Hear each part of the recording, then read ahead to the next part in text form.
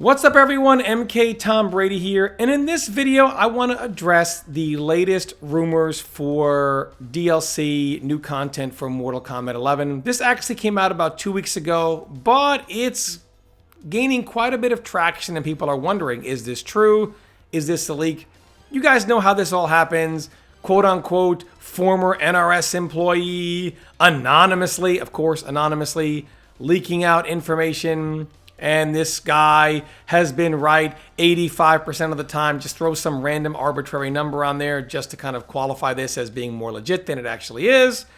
And if you look at this information of stuff we're supposed to get in the next package, DLC character, Ermac, Smoke, Reptile, Neo from The Matrix, Michael Myers from Halloween. The Michael Myers thing has been debunked so many times. There's a billion videos on this. I'm not going to rehash this. I'm not even going to go into the Neo from The Matrix thing because if you look at the rest of the things on here, it's completely false. Like, let's take run ability. Mortal Kombat 11 is not set up for a run ability. You can't drop run into Mortal Kombat 11 any more than you can just remove it from MKX. If you remove run from MKX, the game is unplayable. It is not set up to play without the run mechanic. Likewise, Mortal Kombat 11 is not set up to play with a run mechanic. And then each character getting a new special move, such as Sub-Zero's Ice Clone. Of course, they conveniently went to the most polarizing of all the moves they can go for moves that can be added. The thing is, they obviously realize that, look, we don't want Sub-Zero to be able to have a ground puddle and mixing you through it. The ground puddle is banned, yet somehow you're going to allow an Ice Clone. Simply not going to happen. And the game is not even set up for the Ice Clone to be a move. For the Ice Clone to actually exist, you have to have armor. There's no armor outside of Fatal Blows. You need way better zoning than this game will give you. The zoning is not even close to good enough to be able to fight the Ice Clone. And even the mobility characters are not mobile enough to fight an Ice Clone. There's just no possible way. Plus, an Ice Clone completely destroys all your defensive options on knockdown. It would beat forward roll, up to, wake up buttons, wake up jump. Pretty much any mind game you're going to have would lose to this move with no counterplay, with no thought process. It's just simply not set up for this. And obviously, again, going back to the ground puddle, if they feel like Sub-Zero shouldn't have an unblockable ground puddle where he's mixing you with a ground puddle, 50-50s plus ground puddle, he certainly is not going to have 50-50s than an Ice Clone where he sets up a clone, which you have no way past, and then mix you while standing behind it. That's just not something they wanted. They've shown this before in banning the ground puddle. So clone is obviously not something that they're going to put in. The setting to turn off Fatal Blows, that's just not going to happen because, well, they don't do something like this where you actually can turn off features of the game. Turn off Fatal Blows. What are you going to be able to turn off next? Breakaways? I mean, no. I mean, none of this stuff is going to happen. They're not going to do a mode in which you're able to turn off a core feature of the game like Fatal Blows. It's just not something that's going to happen.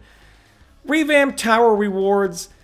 I find this funny because according to the very bottom of this article, the DLC pack is going to include a secondary DLC where you are getting content time released, such as all unlocks in the Crypt and Combat League. So the Shrine, all the gear, everything is going to get released from Combat League gear to everything in the game. So what's the point of revamping towers if all this stuff is getting released to you over time anyway? Makes no sense. I just don't see a reason for this. It's supposedly revealed July 27th, coming out August 24th. And this isn't the first time we've seen stuff like this.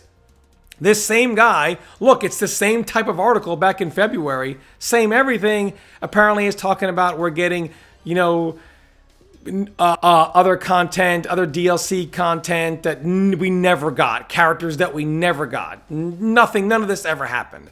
And then even if you want to go back even further, the same type of article, the same guy, the same anonymous guy was talking a year ago about how for Aftermath there's some type of GameStop promotion where Cyrex and Sector are going to be unlockable for, you know, Aftermath owners. This obviously never happened. Fake, fake, fake. Now, if you do want to know where to get real news from, you would follow the official NRS Esports Twitter channel. You would follow the official NetherRealm Twitter channel.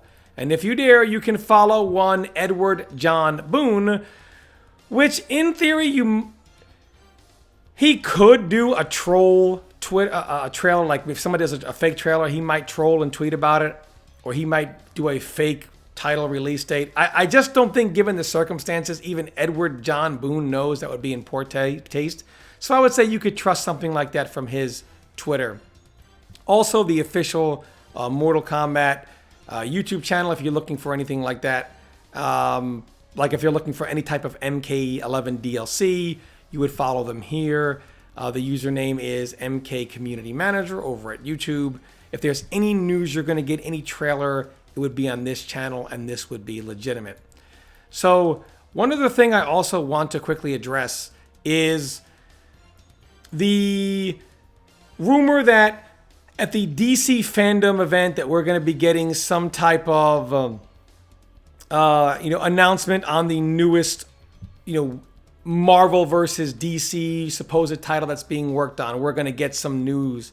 Keep in mind, this is a DC event, right? It's not a Marvel and DC event. There's a lot of red tape to go through with these companies. When I did the Injustice strategy guide, the amount of red tape we had to go through to get permissions for things from DC, then Warner Brothers, then NetherRealm. Then if you want to throw Marvel into it, there's no way, as protective of these guys are of all their characters, of their intellectual property, the property that they own, especially all the different people that own rights to Marvel characters and have rights sublet out to them, this affects them all. So having this done at a DC event where DC gets all the shine, or a DC event gets all the shine on this, it just wouldn't happen. If they were going to do something, it would be at a mutual event, maybe Video Game Awards, something like this. I would look for any type of announcement, if that even is even true, because keep in mind, guys like this were the ones who are releasing, oh, Marvel's the next game, so who knows. But if something happens, it's not going to be at the DC fandom event. Something like that, I would look more toward December or maybe early next calendar year. But yeah, that's pretty much my feelings on all these leaks. They're completely fake. I just wanted to kind of myth bust this for you guys and give you guys the information on where you can go to look for the right information, if there is ever any more right information for Mortal Kombat 11. As always, leave me your comments. Let me know what you think. Thanks so much for watching, and stay tuned for more content.